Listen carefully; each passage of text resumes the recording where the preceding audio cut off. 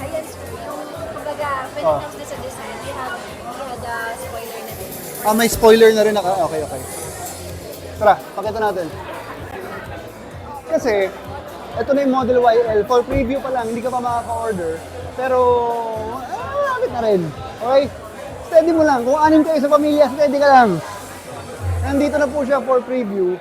Ngayon, pagdating sa Model YL, may mga rumors na pambata lang daw yung likod.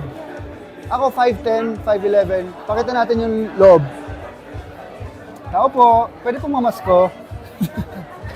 Pakita natin yung loob, ah. Ma'am, dadaan lang po ako, mama. Okay.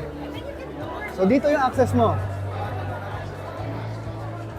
May armrest dito na pipindutin mo lang yung button, pero ang concern natin yung pinakalikod. Sabi kasi nung iba, pambata lang daw yung size. So, tayo, may isang pirasong step. Mga ganyan kataas. Actually, sukatin natin, oh. Ganyan kataas na step. Now I'm inside. Again, ang pakiramdam ay para ka lang nasa economy na aeroplano. Agree ka ba, Shelly? Para ka nasa economy na aeroplano. Okay?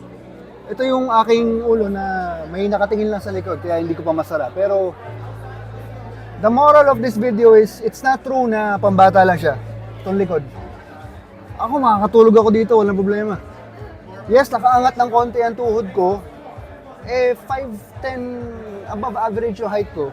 Siguro factor din yun. Pero, wala akong problema dito. Makakatulog ako dito.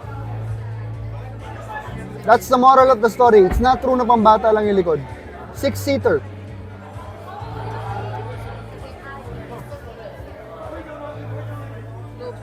Wait lang. Nagsara yung likod.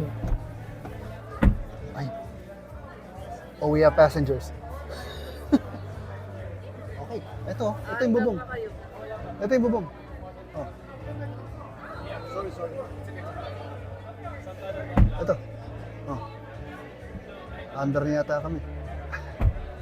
Nalobat na ako. Mabuti nakuha natin itong video na to. So yun.